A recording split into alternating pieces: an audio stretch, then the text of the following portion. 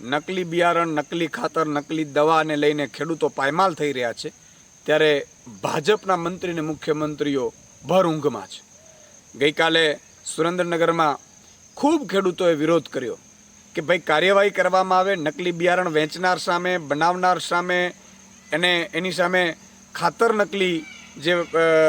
આપી અને જમીનનું ખાત્મો કરી નાખ્યો છે, એવું કહી શકાય કે જમીન બિન ઉપજાઉ કરી નાખી છે, એવા તત્વો સામે કડક હાથે કાર્યવાહી કરવાના બદલે ભાજપ ભર ઊંઘમાં છે. ત્યારે